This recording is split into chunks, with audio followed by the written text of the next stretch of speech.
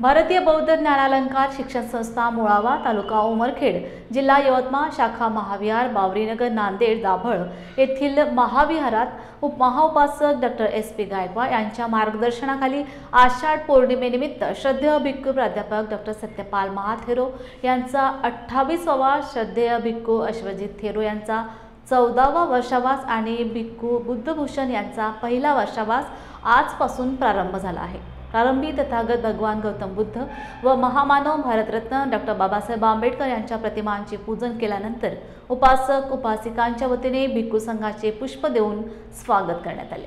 तर भिक्खू संघाच्या वतीने उपस्थितांना त्रिशरण पंचशील व धम्मदेसना देण्यात आली।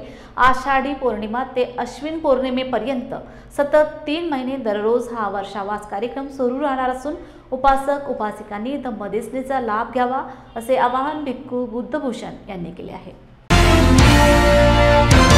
बुद्धं शरणं गच्छामि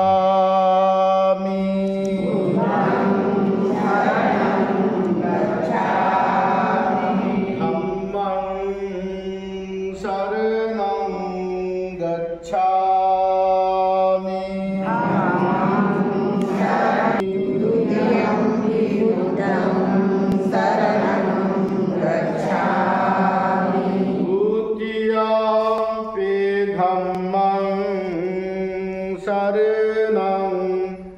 गच्छामि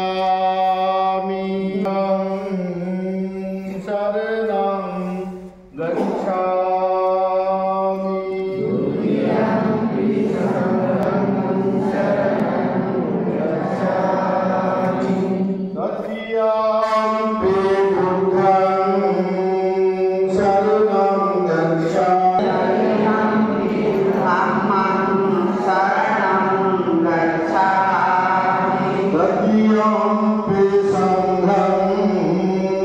मी भंते शिलवान शामनेर गेल्या 10 वर्षापासून महाविहार बावरीनगर दाभड या ठिकाणी वास्तव्य करतो आणि धम्माचा प्रचार आणि प्रसार करत आहे।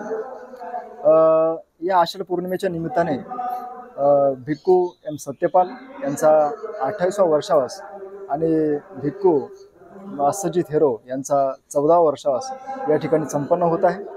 तर या आषाढ पौर्णिमेच्या निमित्ताने आपण म्हणजे प्रत्येक पौर्णिमा या ठिकाणी आपण साजरी करत असतो, तसंच प्रत्येक पौर्णिमेचं एक वेगळं विशेष महत्त्व असते आणि याही पौर्णिमेचं एक विशेष वेगळं महत्त्व आहे।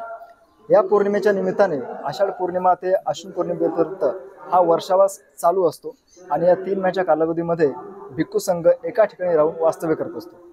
तसंच भगवान बुद्धांनी सांगितलेलं आहे की भिक्खूंना सांगितलेलं होतं की तुम्ही या वर्षावासाच्या कालावधीमध्ये कुठेही न जाता धम्माचा प्रचार आणि प्रसार हा एका ठिकाणी राहून तुम्ही करावा।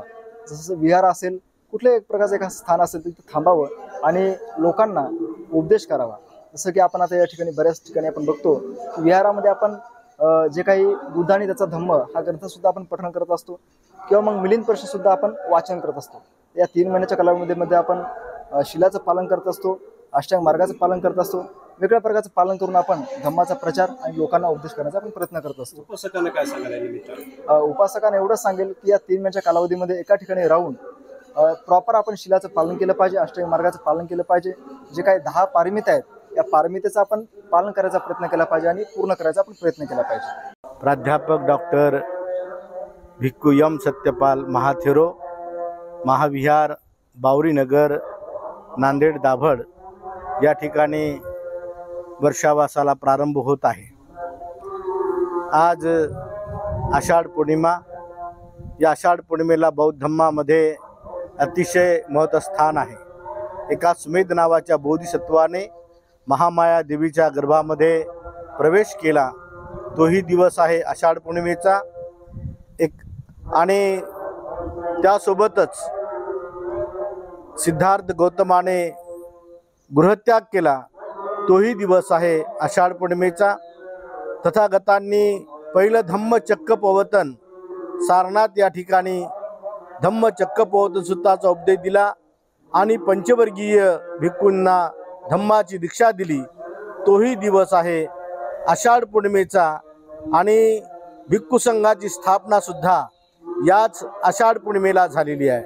आणि म्हणून आजपासून बौद्ध भिक्खू लोक आषाढ पौर्णिमेपासून तर अश्विन पौर्णिमेपर्यंत वर्षावासाचं अधिष्ठान करून ध्यान मनन चिंतन करून समाजातल्या उपासक उपासिकांना ग्रंथांचं वाचन करून ध्यान साधना शिकवतात, स्वतःची शुद्धी करतात आणि अशा पद्धतीनं या आषाढ पौर्णिमेला आपल्या जीवनामध्ये प्रत्येक बौद्ध उपासक उपासिकांनी आपल्या चित्तातला आपल्या मनामध्ये जो काही बोधिसत्व बनणारा किंवा बुद्ध बनणारा जो अंकुर असतो, तो अंकुर काही आकाशामध्ये नसतो किंवा दिशामध्ये 10 दिशामध्ये नसतो, तर तो आपल्या असतो चित्तामध्ये मनामध्ये. आणि म्हणून बोधीचा अंकुर बुद्धत्वाचा अंकुर आपल्या चित्तामध्ये मनामध्ये आपण धारण केला पाहिजे. जसं की एका सुमेध नावाच्या बोधिसत्वाने सुद्धा हे 10 कुशल धर्म बुद्ध बनणारे कुशल धर्म शोधले होते. दान, शील, नैष्क्रम्य, प्रज्ञा, वीर्य, शांती, सत्य, अधिष्ठान, मैत्री आणि उपेक्षा ह्या ज्या काही 10 पारमिता आहेत त्या उपासक उपासिकांनी या वर्षावसाच्या कालावधीमध्ये अधिष्ठान करून अधिष्ठानपूर्वक याचं पालन केलं पाहिजे. उपोषत व्रताचंही पालन, अष्टशील आज उपोषत व्रत आहे आणि म्हणून अष्टशिलाचंही पालन केलं पाहिजे. देश विदेशातील उपासक उपासिका या दिवशी विहारामध्ये जातात, ध्यान साधना करतात, ग्रंथांचं वाचन करतात, बौद्ध उपासक उपासिका भिक्खू संघाला दान देतात आणि मंगल मैत्रीची भावना करतात.